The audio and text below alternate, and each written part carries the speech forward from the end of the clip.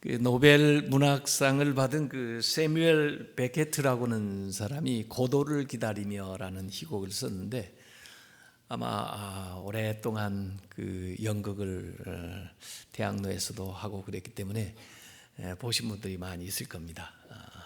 저도 그걸 보면서 왜 이렇게 사람들이 이걸 좋아하나 그게 궁금하더라고요. 그 희곡을 또 연극을 감상해도 고도가 누군지, 왜 기다리는지, 언제 오는지도 모르고 기다려요. 그 두 노인이 나무 밑에서 50년간 기다리는 이야기예요. 작가 보고 물어봤습니다. 도대체 고도가 누구입니까? 그런데 그 작가 자신도 모른대요. 그러면서 되묻는 겁니다. 묻는 사람한테 당신이 기다리는 고도는 누구입니까? 하고 물어보는 거죠. 우리는 무언가 기다리고 사는데 뭘 기다리는지도 모르고 그게 언제 오는지도 모르고 그냥 그렇게 살다 간다 그런 얘기인 것 같아요. 사실 기다리는 대상이 누구냐에 따라서 우리의 삶이 놀랍게 달라질 수 있습니다. 그 한 예가 오늘 본문에 나오는 시므온이라는 사람이에요. 그는 평생 이스라엘의 위로를 기다리는 자다 그랬는데 메시아, 약속되어 있는 그 메시아를 기다리면서 산 사람이에요.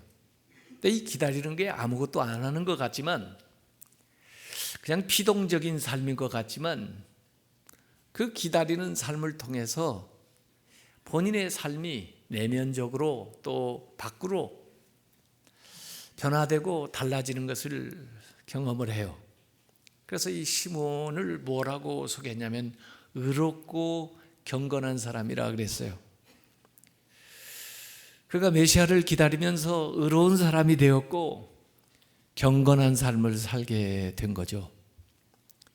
더구나 이 시므온에 대한 기사를 이야기할 때 성령이라는 언급이 나옵니다. 사실 이렇게 앞에 누가복음에 1, 2장에 이 성령이라는 언급이 나오는 것은 대단한 의미를 지니고 있어요. 이 기다리던 사람 시므온에게는 성령이 위에 머물러 있고 성령의 임재가 있어요. 또 성령의 지시를 받고 성령의 지시를 받아 행동을 하게 돼요. 또 성령의 감동을 받고 성령의 감동하심을 따라 이야기를 하게 돼요. 그래서 이 기다리는 것이 그냥 아무것도 안 하고 있는 건 줄 알았는데 이 기다리는 삶을 통해서 내면적으로 의로워지고 경건해지고 그리고 그 기다리는 과정이 성령께서 그와 함께 하시고 또 성령이 그에게 지시하시고 또 성령이 그에게 감동하셔서 결국 하나님이 하시는 일 또 그리스도가 예수님이 하실 일들을 드러내는 것이 오늘 본문의 내용들입니다. 지금 우리가 대강절, 대림절을 보내고 있는데 대림절은 기다림의 계절이에요. 이 시므온처럼 우리가 이 기다림의 시간들을 보낸다고 하면은 내적으로도 성숙하고 또 외형적으로도 성장하고 그런 시간을 가질 수가 있을 거예요. 특별히 시므온은 예수님의 첫 번째 오시는 초림을 그렇게 대망하며 기다렸는데 우리에게도 약속이 있어요. 재림, 다시 오시리라 하는 그 재림을 기다리는 마음으로 우리가 이 대강절을 보내야 제대로 이 대강절을 보내는 것 같습니다. 그래서 촛불을 한꺼번에 다 붙이질 않고 하나씩 밝히면서 기다리는 거죠. 위로부터 주시는 은혜, 위로부터 임하시는 그 하나님의 위로하심, 소망을 기다리면서 우리가 이번 시즌을 보냈으면 좋겠습니다. 그동안 여러분 너무 바쁘게 사셨어요. 너무나 또 열심히 사셨어요. 이제는 잠시 멈추어 서서 그동안 살아왔던 것들을 한번 반추해 볼 시간이에요. 그리고 우리가 정말 제대로 나아왔는지 앞에 목표도 다시 한번 가름해 볼 그런 시간입니다. 너무나 요새 속도를 중시하는 그런 세상 속에 살다 보니까 정신없이 달리는 것 같아요. 심지어 교회 나올 시간도 없잖아요. 성경 볼 시간도 없잖아요. 가족들 간에 대화할 시간도 없잖아요. 자기의 건강을 돌볼 시간도 없잖아요. 예. 음식도 말해요. 차려놓고 먹지를 못하고 그냥 요새 패스트푸드, 빨리 요리해서 먹는 거예요. 즉석 요리. 그것도 앉아서 먹지도 못하고요. 서서 그냥 먹고 일하느라고 바빠서. 그러고 뭐 기다리지를 못해요. 빨간불인데도 자동차 서야 될 텐데 서지를 않아요. 제가 그 빨간불에 서 있으면 뒤에서 빵빵거려요. 거기서 빨간불이라고 그러는데도 그래도 가라는 거예요. 왜 앞에서 걸기적거리느냐 이거예요. 기다리지를 못해요. 네. 우리 점심 때 저기 식당에 줄이 있는데 기다리지를 못해요. 가지고 자꾸 앞으로 새치기 한다고 컴플레인을 하는 사람들이 있어요. 그런데 또 알고 보면 그분 나름대로 사정이 있거든요. 그런데 그걸 또 허용을 못해요. 먼저 드시면 좀 어때요?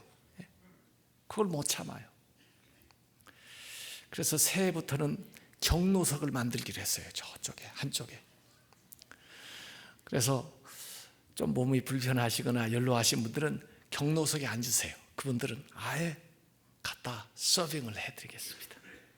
그리고 건강한 우리는 기다리는 거예요. 줄 서서 먹는 거예요. 요새 옛날에 비해서 컴퓨터가 얼마나 빨라졌습니까? 제가 미국에 88년도에 갔을 때 그 컴퓨터 너무 신기하기는 했는데 그때에 비하면 지금 말이에요. 너무나 빨라졌어요. 그런데도 요새 못 기다리고요. 그 스크린에 나온 그 모래시계 그걸 흔드느라고 그런데 흔든다고 그게 빨라집니까? 못 기다려요. 예배 시간 1시간도 온전히 하나님 앞에 드리지를 못하고 스마트폰도 그냥 켜놓았어요. 가지고 예배 시간에도 계속 울려봐요. 받아보세요. 그 좋은 전화가 오는지. 전부 뭐 그냥 걱정스러운 이야기만 전해주는데도 그걸 잠시 꺼두지를 못해요. 바빠요. 그냥 매 쫓겨요. 그러다 보니까 생각을 안 하고 살아요. 지금 이 시즌은 잠시 멈춰서서 한번 생각을 해봐야 됩니다. 되돌아보기도 하고 또 현재 내 모습, 내 주변도 한번 살펴보고 그리고 앞에 가야 될 목표도 다시 한번 설정하면서 내가 얼만큼 와 있나 이 좌표를 확인을 해봐야 돼요. 정말 우리가 믿음이 있다면, 정말 우리가 신뢰한다면 기다릴 줄 알아야 됩니다. 기다림이 곧 믿음이기 때문에 그래요. 우리의 마음에 진정한 소망이 있다면 기다릴 줄 알아야 됩니다. 기다림이 곧 소망이기 때문에 그래요. 우리 마음에 진실한 사랑이 있다면 기다릴 줄 알아야 돼요. 기다림이 곧 사랑이기 때문에 그래요. 기다리는 것이 행복을 가져다 줍니다. 생텍쥐베리가 어린 왕자의 그 책에 행복한 기다림이라는 글이 있어요. 만약 내가 오후 4시에 온다면 3시부터 난 행복해지기 시작할 거야. 시간이 흐를수록 난 점점 행복해지겠지. 4시에는 흥분해서 안절부절하지 못할 거야. 그래서 행복이 얼마나 값진 것인지 알게 되겠지. 이렇게 기다려 보신 적 있어요? 행복하게? 아마 어려서 성탄절을 그렇게 기다리셨겠죠. 생일을 그렇게 기다렸겠죠. 저는 아이들이 올 때 그 비행장에 갈 때 그 설레임이 있더라고요. 올 때가 됐는데 이제 내렸나? 나오고 있나? 기다림이 많은 사람을 행복하게 하고 기다림을 즐길 줄 아는 사람이 즐겁게 사는 사람입니다. 여러분이 좀 더 행복하게 살고 싶다면 여러분의 삶에 더 많은 기다림들을 만들어 놓고 살면 좋을 거예요. 누군가 나누게 될 아름다운 사랑의 기다림, 좋은 우정의 기다림, 행복한 결혼의 기다림, 배움과 성숙의 기다림, 지혜와 겸손의 기다림, 이 기다림들을 바다에 그물 쳐 놓듯이 쫙 뿌려놓고 살다 보면 생활 속에서 그것이 열매로 턱턱 하나씩 다가오는 것을 느끼게 될 거예요. 그래서 그 기다림은 우리의 삶의 맛을 달게 하고 향기롭게 하고 윤기 있게 하고 지금보다 더 좋은 것들로 우리에게 채워주는 거죠. 어제 이 논산 훈련소에 가서 이 친구들이 실로암을 부르는데 저는 궁금했어요. 이 실로암 뭐이 그렇게 좋아서 이렇게 신나서 할까? 어두운 밤에 새벽을 향해 가는, 그러면서 뭔가 새로운 일을, 놀라운 일을 기대하는 이런 마음으로 아마 그걸 부르는 것 같아요. 그 친구들 그렇게 파도 타기를 하면서 재밌게 부르는데 그들을 보고 있는 저는 눈물 나더라고요. 제가 그들에게 그런 얘기 해줬습니다. 나는 저 전방에서 철책선에서 40개월 동안 군생활했어. 그랬더니 이 친구들이 너무 좋아가지고 박수를 치는 거예요. 적어도 자기들은 반절 지금 접어두고 시작하는 거 아니에요. 40개월을 했다고 그러니까 자기들이 지금 이제 시작하는데 언제 21개월 못 끝내나 이렇게 생각했던 친구들이 위로가 되나 봐요. 그리고 어제 그 태평성결교에서 찬양대 한 100여 명 갔거든요. 가서 우리 이렇게 세례 주면 물이 떨어지잖아요. 그 어머니들이 또 그 찬양대원들이 옆에 서가지고 그 물 닦아주는 거예요. 그러니까 아마 그 고향 어머니 또 교회 이걸 느끼는가 보죠. 그래서 그렇게 오는 거예요. 어제 뭐 이렇게 세례 받았다고 선물 하나씩 주는데요. 뭘 주는가 이렇게 그 군목 목사님이 하나씩 소개를 해주는데 그렇게 열광을 해요. 몽쉘 2개. 여기 있으면 뭐 먹기나 합니까? 콜라 조그만한 거 한 캔. 그렇게 박수를 치고 그 다음에 샴푸 조그만한 거 거기에다가 무슨 포밍 뭐 이렇게 얼굴 닦는 뭐 요거 여기에다가 초콜릿 바 이렇게 해가지고 그 단가 나온 거 보니까 1950원이던데 그 하나에 그렇게 행복해하는 거예요. 그것도 5,000명을 주려고 생각을 했어요. 그거 얼마나 가나. 그리운 거예요. 그리고 기다리는 거예요. 아마 그 시간 동안에 그 친구들이 성장하고 성숙할 거예요. 그 기다림이 간절하면 건강하게 안전하게 잘 생활하고 나올 거라고요. 기다림이 믿음이고 기다림이 소망이고 기다림이 사랑입니다. 이 성탄절 될 때 이 추리를 이렇게 만들어 놓고요. 사실 1, 2부 때는 선물 안 갖다 놨더니 제가 2부 때 얘기했더니 당장에 선물 갖다 놨네요. 여러분 집에 추리 만들고 그 아래 아이들이 성탄절에 부를 수 있는 선물을 미리 하나씩 이렇게 준비해다 놓는 거예요. 성탄절이 돼야 그걸 푼다는 걸 아이들이 알기 때문에 너무 궁금하잖아요. 이건 누구한테 주는 선물일까?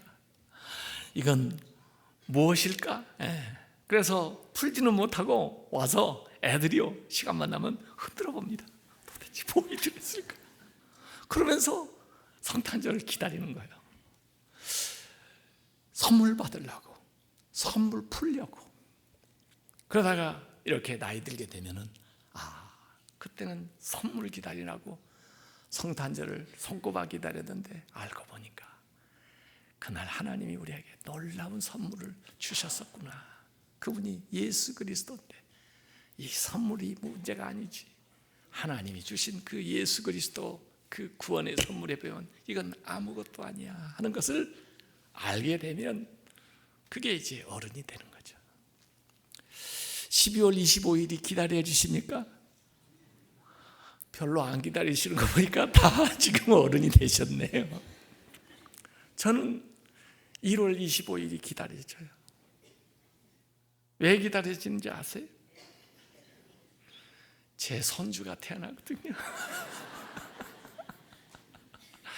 제가 이래 보여도 이제 손주가 있게 된다고요. 예고가 돼 있어요. 예고가. 그래서 그날이 오기를 이렇게 손꼽아 기다리는 거죠. 사실 임신했을 때부터 그 아이는 거기에 있었어요. 다만 이 기다리는 시간을 통해서 성장하는 거죠. 우리가 약속을 받았을 때부터 이미 하나님의 카이로스는 우리의 삶에 들어왔어요. 다만 그것이 성숙하게 무르익을 때까지 기다리는 거죠. 생각을 해보세요. 아이가 그냥 한 5개월 만에 나오면 어떻게 되겠어요? 그것도 걱정이에요. 그래서 정한 때에 나와야 됩니다. 강아지는 얼마 만에 새끼를 낳나요? 2개월이면 난다고 그럽니다. 한 번에 여러 마리도 낳죠. 여러 마리. 지난번에 우리 기도원에 있는 강아지 보니까 9마리인가 한꺼번에 나더라고요. 와, 사람은 몇 개월 임신합니까? 대개 10개월. 모르고 지나간 사람도 있지만은 10개월 돼야 아이가 나오는데 대체로 하나, 둘, 셋까지 낳은 사람 있습니까? 왜 이렇게 기다리게 해요? 왜 이렇게 하나씩 나요? 귀하니까. 만약에 우리가 강아지처럼 2개월에 대여섯씩 낳아보세요. 인간 가치가 없어질 거예요, 아마. 기다리게 하는 거예요. 기다리는 게 좋은 것만은 아니지만 산모도 얼마나 불편하겠어요. 자기 안에 또 다른 생명이 들어와 있으니까. 움직이는 것도 그렇고 먹는 것도 그렇고 그러지만 소망이 있기 때문에 참는 거예요. 이거 행복한 기다림이에요. 소망이 있는 기다림이에요. 그래서 오히려 몸가짐 조심하고 음식 조심하고 또 규칙적으로 운동하고 그러면서 마음가짐 잘 가지고 아이 위해서 진심으로 기도하면서 필요한 것들 하나씩 하나씩 준비하면서 기다리는 거예요. 제 아이가 임신했다고 저한테 가르쳐 줬는데 뭐 사진도 보여주고 했는데 그래도 그 아이들이 그냥 나중에 아이 나가지고 보면은 좀 낯설어 할까 봐 그런지 지난 10월 20일에 왔다고요. 그래가지고 임신 7개월 된 거 이렇게 보여줬다고요. 그래서 아이가 노는 것도 보고 배가 부른 것도 이렇게 보고 그래야 실감 날 거 아니에요. 그 애가 다시 돌아갔어요. 제가 제 딸아이한테 문자를 보냈어요. 신영, 넌 여전히 아름답고 감동적이야. 아이를 가진 자랑스러운 모습을 볼 수 있게 해주어서 고마웠다. 아이의 생명을 생생하게 느낄 수 있게 돼서 얼마나 고귀하고 신비로운 선물인가. 넌 강인하고도 지혜로운 엄마가 될 거야. 그래서 아이는 행복하다. 기다림의 시간도 소중하다.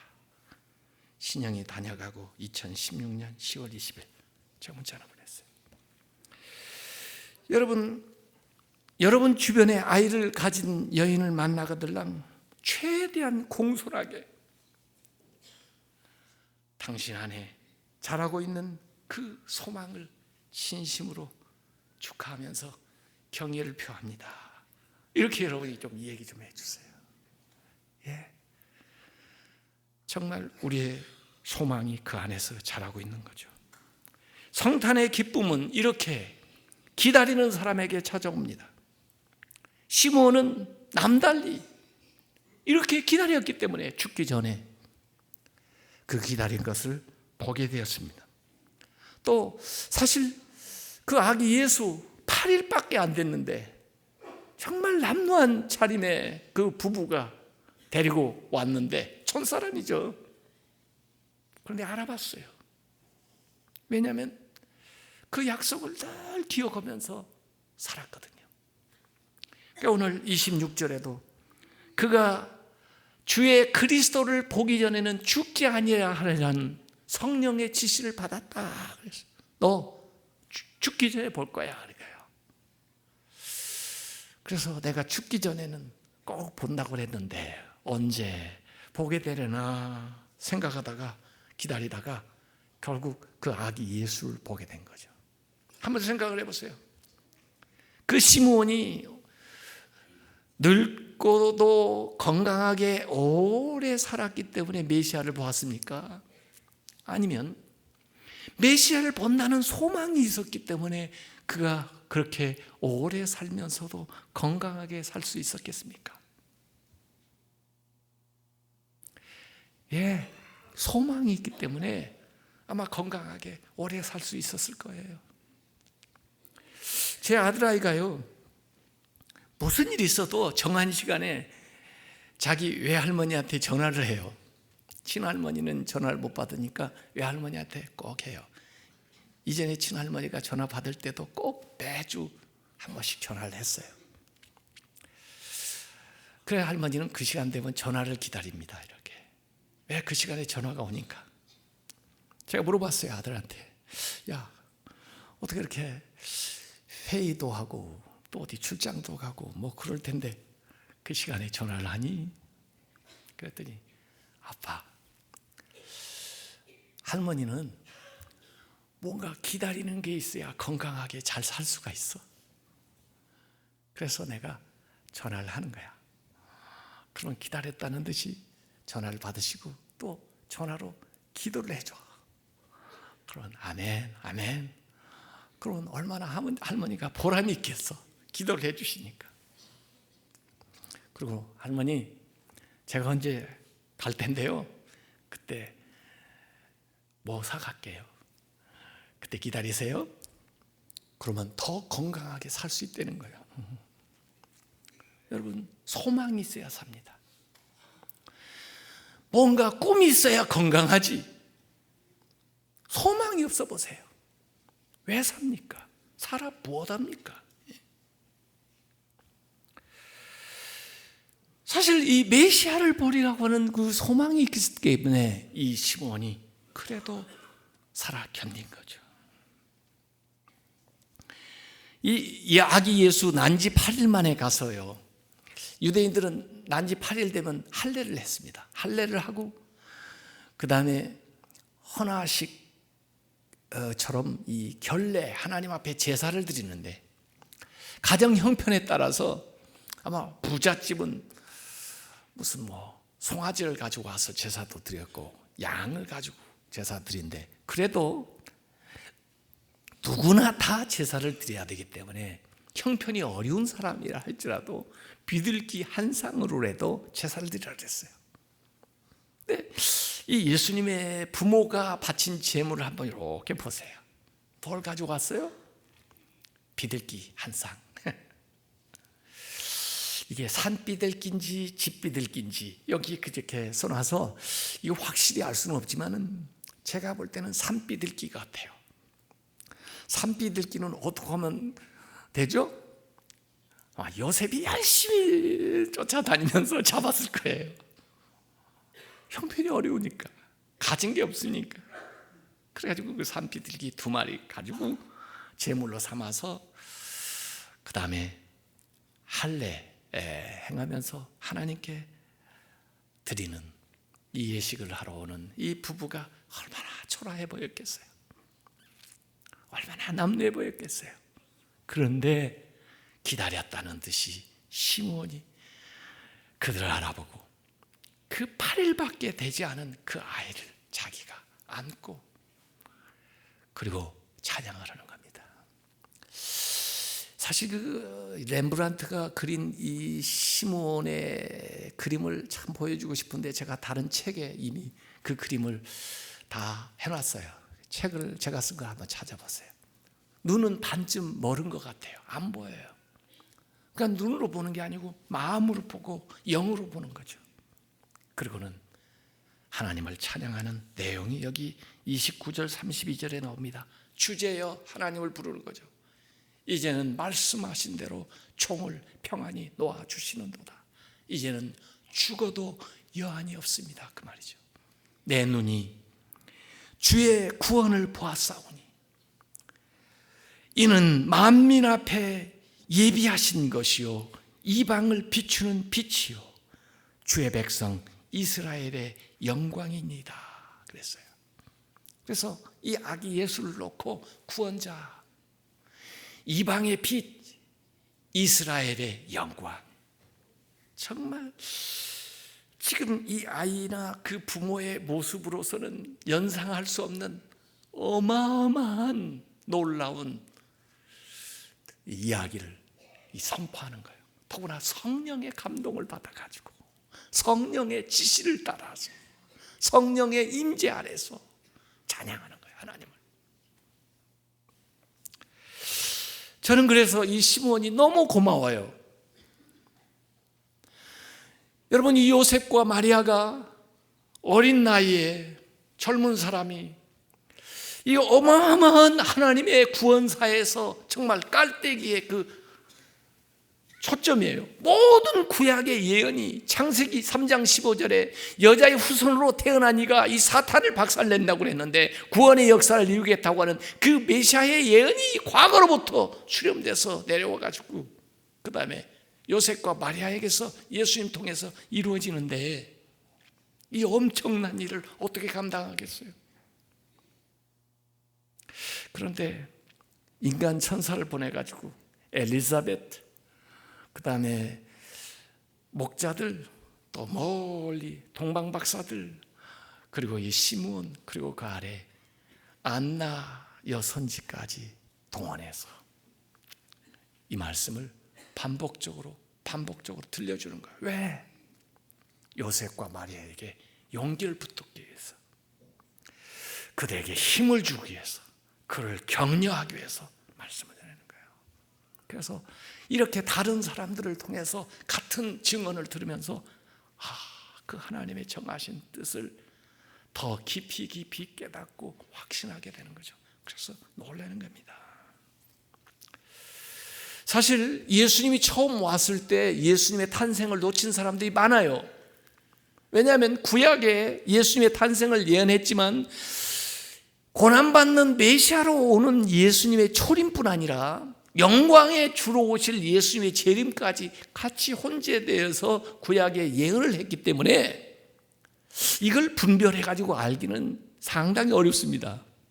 우리는 그래도 쉬워요. 이미 예수님이 초림 오셨기 때문에 우리에게 남은 건 재림밖에 없으니까 그리고 이 재림은요 모두 다 알 수 있게 한꺼번에 임하기 때문에 그 초림을 맞이했던 사람들에 비하면 우리는 훨씬 더 쉽게 믿음 생활하는 거예요. 근데 그걸 알아본다는 거 대단한 겁니다. 그래서 오늘 읽지는 않았습니다만 34절 35절에는 바로 그 고난받으실 메시아에 대한 이야기까지 그 부모에게 해주면서 그 다음에 이 시몬이 축복을 해줘요. 마치 그 세례 요한 이전의 세례 요한 같은 역할을 하는 게 이 시몬이에요. 그리고는 자기의 사명을 끝내고 평안히 하나님 나라에 가는 거죠. 이 시몬처럼 살았으면 참 좋겠어요. 여러분, 이 기다린다는 거, 이 소망 있는 기다림인데 어떤 사람들에게는 이 기다리는 것이 고통스럽기도 합니다. 소망이 더디 이루어지기 때문에 그렇죠. 약속을 받았는데 그게 쉽게 이루어지질 않아요. 저도 새벽마다 기도하는 사람들의 기도 제목을 보고 있기 때문에, 또 기도를 같이 하고 있기 때문에 어떤 분을 이렇게 볼 때는 마음에 안타까움이 있어요. 하나님, 저분이 그렇게 몇 년을 두고 기도를 하는데 언제 이루어질 겁니까? 저도 그런데 그 본인은 얼마나 힘들겠어요, 하나님. 그런 때가 있어요. 혼기가 지나서 결혼을 해야 되는데 결혼하지 못하고, 열심히 일은 하는데 사업이 나아지지를 않고, 말씀대로 용서하고 기도하고 있는데 그 배우자가 자녀가 변화되지를 않고, 그러다 보니까 낙심이 오고 혼란이 오고 환멸이 오고 또 의심이 일어나고 또는 분노까지 일어나요. 잠언 13장 12절에 보면 소망이 더디 이루어지면 그것이 마음을 상하게 하거니와.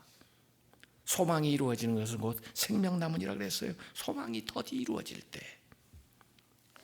인내심이 필요한데, 마음이 병들면 제일 먼저 나타나는 게 조급증이거든요. 인내할 수가 없는 거예요. 그러나 성경을 가만히 읽어보면 믿음의 거장들은 하나같이 인내의 사람들이에요. 소망을 주시고 바로 이루어지지 않고 그 소망을 기다리게 하신 다음에 이루어요. 노아는 120년을 기다렸어요. 120년. 아브라함은 25년을 기다렸어요. 75세에 자식에 대한 약속을 받고 100세에 돼서야, 아마 그때 아들 낳았으면 장가갈 나이에 실제 아들이 생기거든요. 초급해서 자기가 서둘러서 했던 건 이스마엘이에요. 그것 때문에 계속 어려움을 당하는 겁니다. 요셉 감옥에 끌려가고 애굽에서 13년을 기다린 다음에 그 형제들을 제외하고 꿈이 이루어져요. 모세 광야에서 40년의 세월을 보낸 다음에야 그가 다시 80세가 돼서 이스라엘을 이끌어내요. 가나안 땅에 대한 약속도 아브라함 때부터 주어졌고, 이삭, 야곱, 요셉, 그리고 애굽에서 종노릇 하는 400년의 시간과 광야의 40년의 생활을 기다린 끝에 가나안에 들어가게 돼요. 여러분, 다윗과 사울의 차이가 무엇인지 아십니까? 기다림의 기준에서 그들의 인생이 달라져요. 사울은 기다리지를 못해요. 조급증이에요. 제사도 그냥 빨리 해치워야 돼요. 사무엘 오기 전에 해치웠다가 그것 때문에 왕이 폐위 선언을 들어요. 사울은요. 다윗은요, 기다림의 사람이에요. 골리앗을 죽였다고 맞바로 왕이 되는 게 아니에요. 오히려 그것 때문에 쫓겨다니고 그것 때문에 광야 생활, 험난한 생활이 시작돼요. 사울을 죽일 수 있는 기회가 있었는데도 불구하고 자기의 손으로 기회를 앞당기려고 하지 않아요. 하나님의 시간을 기다려요. 그럴수록 시간은 더 길어져요. 사울이 죽었다고 해서 일이 끝난 게 아니에요. 그렇다고 군대를 이끄는 게 아니에요. 그가 사무엘에게 안수를, 이 기름 부음을 받고, 그 다음에 나중에 유다의 왕 헤브론에서 대서 7년 6개월을 더 기다린 다음에 그 다음에 통일된 이스라엘의 왕이 되는 거예요. 기다림의 세월이에요. 포로로 잡혀갔을 때 이스라엘이 70년 동안 그곳에서 기다려요. 그러면서 꿈꿔요. 70년 만에 이루어져요. 메시아에 대한 기다림, 초림에 대한 이야기도 있었지만 지금 재림에 대한 예수 그리스도는 잠시 후에 온다고 하셨는데 2000년 동안 우리는 지금 기다리고 있는 거예요. 기다리게 하시는 거예요. 하박국 2장 3절에 보면 이 묵시는 정한 때가 있나니 그 종말이 속히 이르겠고 결코 거짓되지 아니하리라. 비록 더딜지라도 기다리라. 지체되지 않고 반드시 응하리라. 예수님의 생애만 봐도 그래요. 30세에 공생애를 시작하거든요. 30세까지 기다리는 거예요. 사소한 일, 우리가 볼 때는 별 볼 일 없는 일 같은 것들을 하면서 기다리는 거예요. 30세까지. 우리에게 인내가 필요합니다.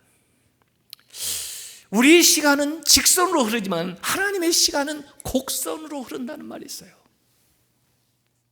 그래, 기다려야 되는 거죠.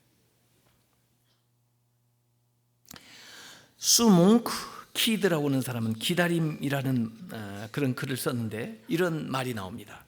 계라는 부활을 통해 병아리가 된다. 부화한다는 것은 발육에 필요한 조건을 조성한다는 뜻이다. 그 조건이 무엇일까 궁금했다. 그때 번뜩 깨달았다. 어둠이었다. 모든 생물은 어둠 속에서 부화한다. 비로소 나는 내가 처한 어둠이 거룩한 어둠임을 깨달았다. 나는 뭔가 새로운 것을 부화하고 있었다. 새 생명이 자라 출현할 때마다 그 과정에 어둠이 꼭 필요하다. 번데기 안에 애벌레든 땅속에 씨앗이든 태내의 아이든 영혼 안에 참자하든 모두 어둠 속에서 기다리는 시간이 있다. 그래서 영혼의 어두운 그 시간 터널을 경험했던 믿음의 사람들이 많이 있어요. 이 수도사들의 글 가운데 그 어둠의 터널을 지났던 이야기들을 많이 기록해 놓고 있는데요.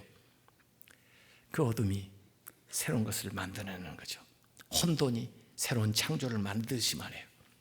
어떤 사람이 이게 나방이에요. 뇌 고치에서 이렇게 나오는 걸 보고 안간 힘을 쓰고 나오는데 너무 애처로워서요. 메스 가지고 그 고치를 조금 잘라줬어요. 쉽게 나오게. 그랬더니 정말 쉽게 빠져나오긴 했는데 가만히 보니까 얼마 지나다가 날지도 못하고 그다음에 말라가지고 죽어버리는 거예요. 도와준다고 도와줬는데 너무 빨리 나와가지고 준비가 되지 않아서 그냥 말라버리고 그 다음에 죽은 거예요.